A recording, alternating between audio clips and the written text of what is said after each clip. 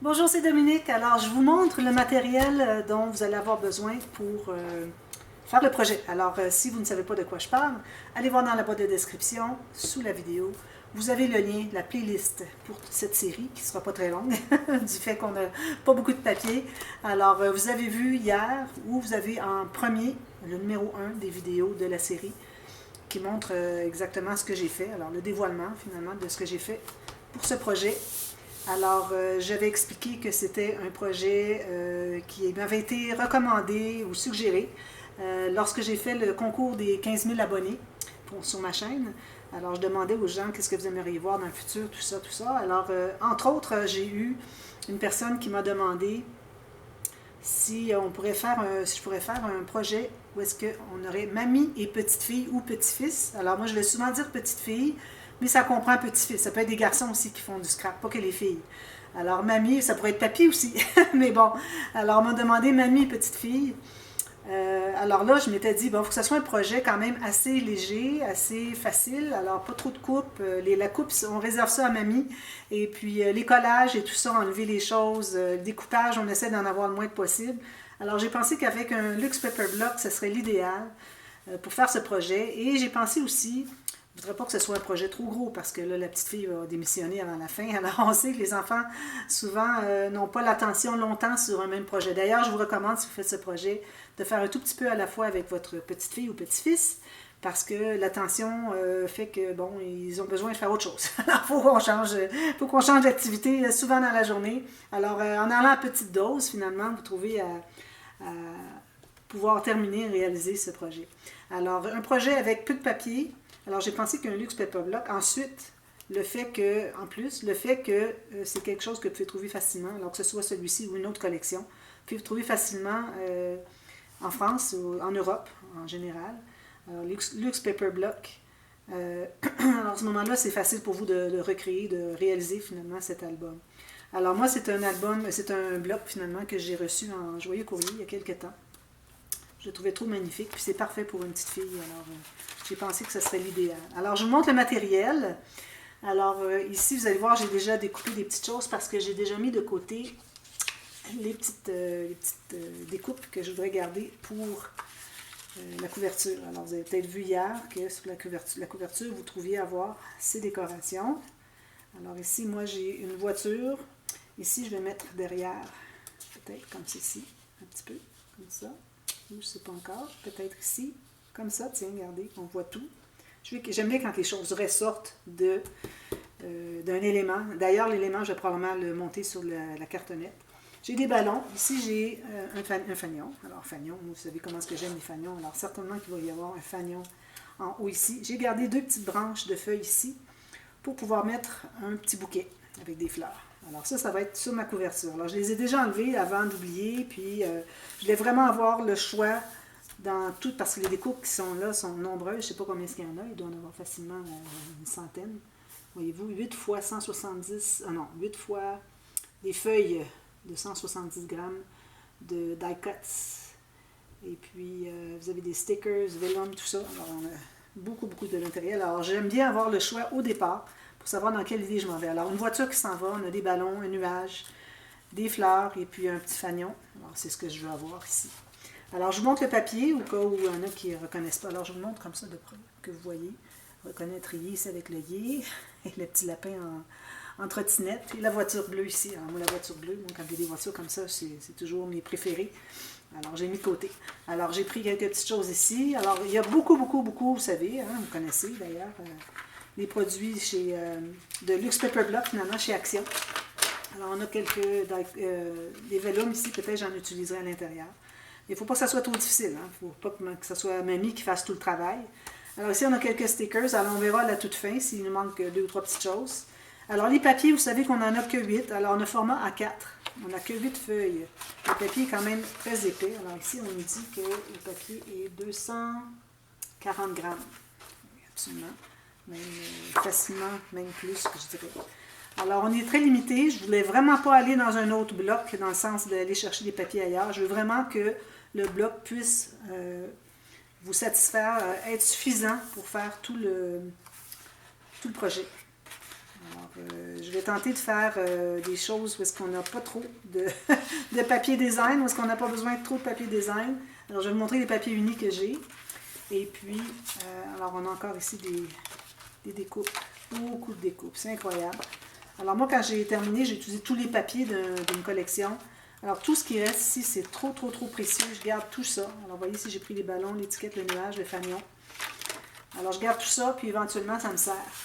Puis ici, on a toutes les feuilles finalement. C'est ça que ça contient, toute la série. Alors ça, c'est mon bloc de départ. J'ai du tissu ici. Je prends un tissu qui allait avec le départ, c'est-à-dire les couleurs de ce que je vais avoir sur ma couverture. Alors j'ai du bleu, le ballon ici, parfait. Peut-être un peu de rose, mais peut-être dans les garnitures, je mettrai du rose. Alors c'est un tissu qui est d'épaisseur moyenne. Alors ça, il faut prendre ça en considération quand on arrive pour faire la couverture, pour les espaces entre les cartonnettes de la tranche ou le dos et les deux couverts. Alors j'ai un morceau ici, j'en ai trop, mais bon, je vais aller piger dans ça. Ensuite, j'ai du papier blanc de base. Excusez, ça c'est pas ça. Je vais vous montrer mon papier blanc de base. Alors j'ai du papier 216 grammes. J'en ai quelques feuilles. Si vous avez peut-être une vingtaine de feuilles, ça devrait suffire. J'ai quelques petites chutes pour pouvoir découper et faire le contour de ma cartonnette, la couverture. Ensuite, j'ai plusieurs couleurs unies. Alors là, ça vous prend une bonne quantité de papier uni parce que c'est ça qui fait qu'on va pouvoir faire un projet quand même d'assez bon format pour faire quelque chose d'intéressant. Alors ici, j'ai toutes mes petites chutes. Alors j'apporte toujours mes chutes quand je commence un projet pour pouvoir les utiliser au maximum. J'ai deux roses ici. Peut-être pas ce rose-là, mais bon, peut-être que oui. Alors j'ai deux roses ici, des roses pâles ici. J'en ai d'autres ici d'ailleurs. Alors, des roses comme ceci et comme ceci. Alors j'ai comme 3 ou 4 couleurs facilement de rose, tons de rose. J'ai du bleu pâle comme ceci. Ici, ça se trouve être la même chose. J'ai pris dans des blocs séparés. Alors, j'en ai beaucoup.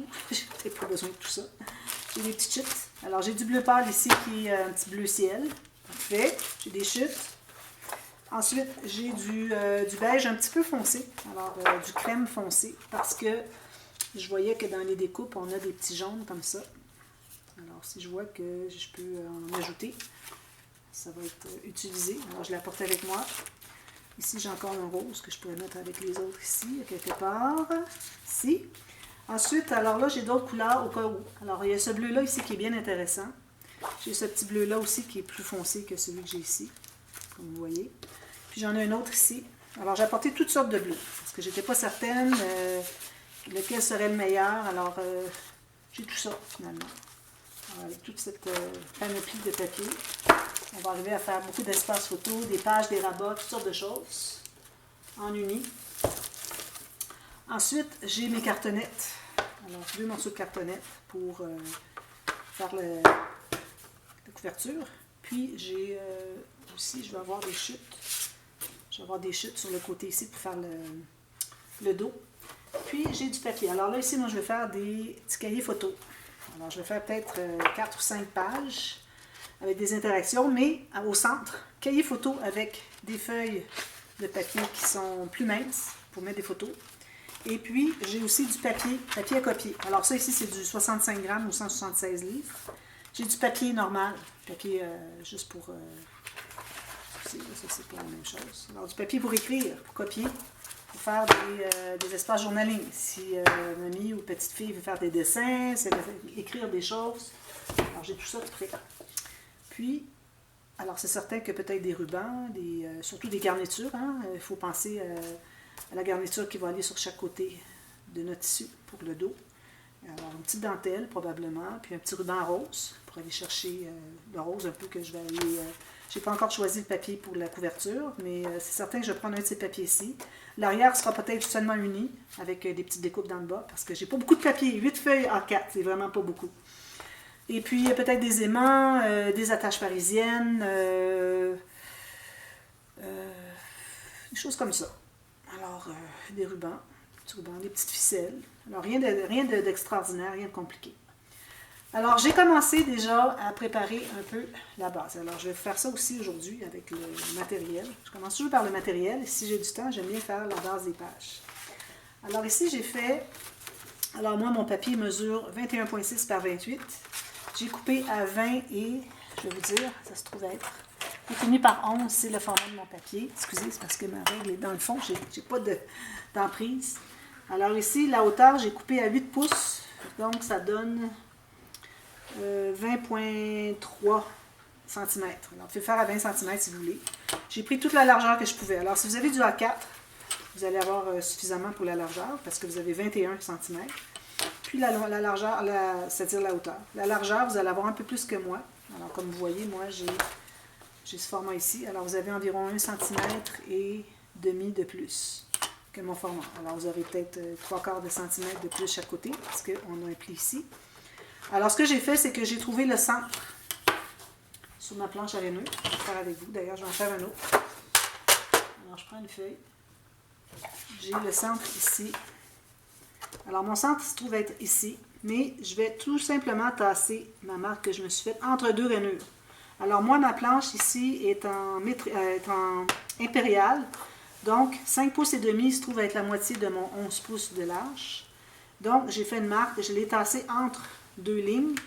Deux lignes correspondent à 3/8 de pouce ou 3 mm. Alors, je fais mes deux lignes, une de chaque côté du centre, comme ceci. OK. Puis, alors ça, je mets ça de côté. On va passer à l'autre tout de suite, que j'ai fait ici. Alors, ça, c'est pour les cahiers photos et journaling. Pour les pages interactives, je me trouve à avoir le même format de feuille. Si vous avez A4, ça va. Alors là, je fais une ligne au centre, comme ceci. Je me fais une ligne à 8 pouces, qui va devenir finalement la hauteur de mes pages, tout le long ici. C'est la raison pour laquelle j'ai coupé finalement mon papier de celui-ci pour que ça arrive à la même hauteur. Alors, ou que vous fassiez votre ligne de pliure. Moi, j'ai fait un demi-pouce ou 1,2 cm. Donc, il me reste 20,3 cm ou 8 pouces. Alors, toutes mes autres pages vont être la même hauteur. Alors là, ici, je me trouve à avoir une ligne au centre, une ligne sur le long ici. Donc, je vais enlever un côté, une bande jusqu'à la moitié ici. Ça, c'est pour me permettre de faire une page pochette. J'aime bien faire des pages pochettes. Je trouve que c'est une belle occasion de faire pour mettre des cartes dans les pochettes. Puis aussi, c'est parce que ça fait des pages qui sont bien rigides. J'aime beaucoup quand les pages se tiennent bien, rien de mollasse. Alors, on plie ça ici, puis on plie la ligne au centre. Alors là, vous allez trouver à voir ceci. Mais j'ai coupé sur la ligne que j'avais tracée. Alors, si j'arrive pour fermer ici, si vous regardez ce côté ici, vous allez voir que ça fait un ondulé ici. C'est qu'on doit en enlever un tout petit peu plus. 1 mm de plus, donc, que la ligne de pliure que je me suis faite. Alors là, je coupe ça jusqu'à la pointe ici parce que les deux lignes se sont rencontrées. Alors là, si je referme ici et je plie, vous voyez qu'il n'y a plus d'ondulation qui se fait. Alors c'est ça que vous devez avoir comme résultat. Alors on va coller la petite bande qui reste, celle qu'on n'a pas coupée. Alors on a coupé la moitié, mais on garde l'autre moitié. Excusez, j'avais le bouchon de colle bouché. Alors je mets de la colle ici. Est-ce que je vais y arriver? Un petit peu. Déboucher plus que ça. Alors je mets de la colle sur l'intérieur de la petite bande ici qui nous reste. Puis, alors ça, petite fille peut faire ça facilement. Alors mamie va couper les papiers, mesurer les papiers. Petite fille va s'assurer que ça plie bien, c'est bien collé, que notre coin ici en haut se rejoint bien. On veut que le coin se rejoigne ici. Il ne faut pas avoir de différence. Une fois que c'est fait, là, on va presser. Alors le plioir, alors là je m'adresse aux enfants aussi, là, un petit tuto pour les enfants aussi. Même si actuellement ma chaîne n'est pas destinée aux enfants de moins de 18 ans. Alors, mais là, je compte sur mamie pour expliquer. Alors, je m'adresse quand même à vous, les petites filles, dans le sens que je vais faire je vais donner des informations de base, qui sont très, très de base pour les débutants, mais ça peut s'adresser aux débutantes aussi. Mais je laisse mamie gérer les vidéos. Alors, ce n'est pas moi qui gère les vidéos pour les enfants parce que ce n'est pas le but de ma chaîne. Alors, je vais le spécifier là-dessus.